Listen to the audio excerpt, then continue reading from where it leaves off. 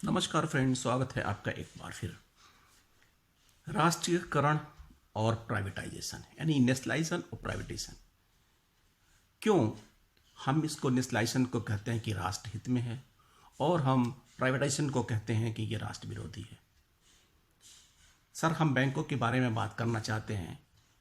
19 जुलाई 1969 1969 उस समय की प्राइम मिनिस्टर मिसेस गांधी, जो एक तेज तर्रार हमारी राजनीतिक थी, उन्होंने एक फैसला देश हित में लिया। उन्होंने 12 बैंकों का नेशनलाइजेशन किया, राष्ट्रीयकृत कर दिया एक ऑर्डिनेंस के जरिए। बाद में वो ऑर्डिनेंस एक्ट बन गया। लेकिन क्यों? इसके पीछे क्या कारण थे? इसके पीछे कारण ये थे कि जो राष्ट्र का संपदा, जो राष्ट्र की संपत्ति, जो राष्ट्र का पैसा, वो कुछ पर्टिकुलर लोगों में निहित था। 80% लोगों में ही निहित था, बाकी लोगों के पास ये पैसे नहीं जा रहे थे। यानी कि जो हमारा कंसेप्ट नेशनलाइजेशन का था वो क्लास बैंकिंग से मास बैंकिंग करना था। यानी जो रिसोर्सेज अवेलेबल हैं देश में, जो संपत्ति देश में अवेलेबल है, वो सबके पास पहुंचे। गांव में किसी की रिच नहीं थी, फार्मर के पास पहुंच नहीं सकता था। कुछ पर्टिकुलर लोगों के पास ये पैसे थे और उनको ही पैसे दिए जाते थे जहां से वो लाभ कमा सके। राष्ट्रीयकरण के पीछे में मुद्दा था प्रॉफिट कमाना नहीं, अपने लोगों को भला करना। एक स्टेट वेलफेयर जो होता है, वेलफेयर स्टेट होता है, वो वेलफेयर का purpose not earning the profit. उनका उद्देश्य होता है कि लोगों के भले के लिए क्या काम किया सके। और इसी बात को देखते हुए मिसेस गांधी ने 1969 में राष्ट्रीयकरण यानी कि नेशनलाइजेशन किया था। आपको याद होगा उस समय गांव में रिच नहीं होती थी, लेकिन उसके बाद से हमारी ब्रांचें सुदूर गांव में पहुंचती चली गईं, जिससे लोगों को फायदा हुआ। किसानों को ऋण मिलने लगे।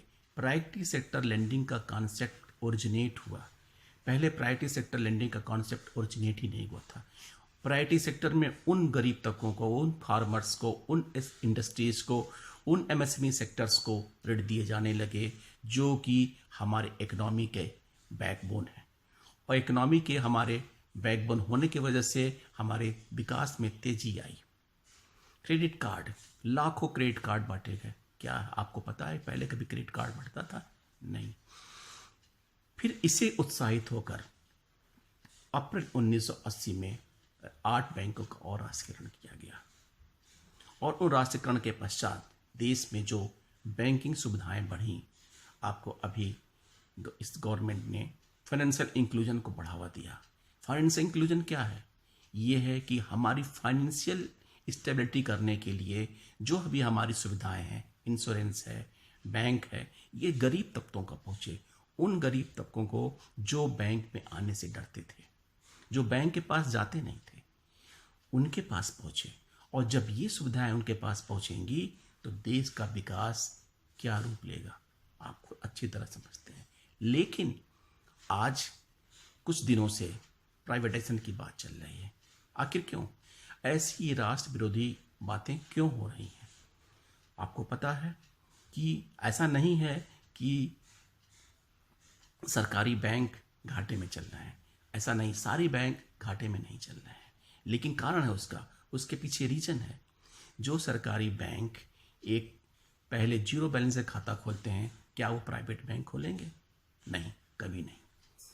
जो सामाजिक कार्य है, जो सोशल बैंकिंग है, वो केवल प्राइवेट नेशनलाइजेशन के बाद हुई है। प्राइवेटाइजेशन के बाद क्या आप सोशल बैंकिंग कर पाएंगे? नहीं। क्या वित्त मंत्री 3 लाख करोड़ का जो एमएसएमई सेक्टर को देने के लिए कह रही हैं, ESLGS के अंदर ऋण बंटवा पाएंगे? नहीं, क्योंकि वित्त मंत्री का कहना है कि बैंक कुछ मत देखे, बैंक कोई निर्णय नहीं ले, मैं हूं ना, अगर कोई मना करता है तो kindly report me, I will see, मैं देखूंगी। तो क्या प्राइवेटाइजेशन के बाद ऐसी स्थिति रह जाएगी? नहीं, नहीं रह पाएगी। आप इंडियन रेलवे सरकारी है, क्या खराबी है? IIM सरकारी है, क्या खराबी है? IIT जो इंडियन इंस्टीट्यूट ऑफ टेक्नोलॉजी चल रहे हैं, सबसे अच्छे ग्रोथ दे रहे हैं, क्या खराबी है? प्राइवेटाइजेशन, अभी अनिल अंबानी साहब का एक बहुत बड़ा संस्था रिलायंस डूबने के कगार पे है। किंगफिशर प्राइवेट को डूबने के कगार, डूब गया। इसके अलावा bank, yes bank, mister Rana Kapoor ने बैंक को लूट लिया। इसके अलावा ग्लोबल ट्रस्ट बैंक डूब गया। ये कहना कि प्राइवेटाइजेशन के बाद विकास होगा, डेवलपमेंट होगा, स्टेबिलिटी होगी, ऐसा नहीं है। कुशल प्रबंधन, स्किलफुल मैनेजमेंट आप कहीं भी करेंगे तो अच्छा होगा। स्टेट बैंक ऑफ इंडिया 1955 के बाद, डिसलेशन के बाद से कैसा चल रहा है? कभी कोई आँच आई? इतना बड़ा बैंक सिस्टमेटिक ढंग से चलता है, देश को प्रॉफिट दे रहा है, क्यों? और बैंक क्यों नहीं कर सकते? कर सकते हैं। इसके पीछे कारण है आपका पॉलिटिकल इंटरफेरेंस बंद होना चाहिए। आपको मैनेजमेंट करने के लिए पूरा पावर देना चाहिए ताकि मैनेजमेंट किया जा सके। दोस्तों, अभी भी समय है, अभी भी हम कैंपेन कर सकते हैं, क्योंकि वेस्ट सेटलमेंट की तरह 90 डेज निकल जाएंगे। वैसे अब हमारे पास मौका नहीं है। अगर हमारी नेता, अगर हमारे लीडर्स और हमारे बैंकर्स साथी चाहें तो एक कैंपेन कर सकते हैं। ये हमारे लिए अपने लीडर से अपील कर सकते हैं कि सरकार से अभी बात करें, उन्हें बताएं कि हम कैसे इस राष्ट्रीयकृत बैंकों को आगे ले जाएंगे। अपनी प्लानिंग बताएं, अपना कंसेप्ट बताएं कि देश के विकास के लिए ये ज़रूरत है और इसकी ज़रूरत रहेगी। और अगर देश का विकास करना है, एमएसएमई सेक्टर, एग्रीकल्चर सेक्टर और सुदूर गांव तक पहुंचना है तो बिना राष्ट्रीयकरण के संभव नहीं है। इसलिए प्राइवेटाइजेशन की बात, निजीकरण की बात भूल जाएं और केवल जो बैंक बच गए हैं आप कंसोलिडेशन कर सकते हैं, आप मर्जर कर सकते हैं, आप इनके स्टेक घटा सकते हैं, बट इनका स्वरूप मत बदलिए इनका स्वरूप। अगर इनका स्वरूप बदल गया, अगर इन नेशनलाइजेशन या प्राइवेटाइजेशन में आ गए तो कल हो सकता है कि और अन्य प्राइवेट बैंकों की तरह ये भी डूब जाएं। तो प्लीज़ आप विकास की गति को मत रोकिए और इन बैंकों को राष्ट्रीयकृत रहने दीजिए, प्राइवेटाइजेशन मत करिए। और हमारे साथियों से निवेदन है कि आप कैंपेन चलाइए, अपने लीडर्स को बाध्य करिए कि इसके बारे में सरकार से पहले बात करें, ताकि उनके मन में इस विचार आए ना।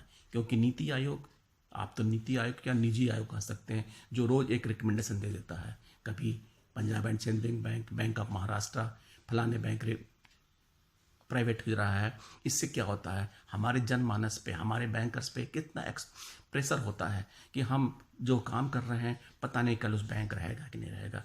ऐसा सोच क्यों डेवलप करें?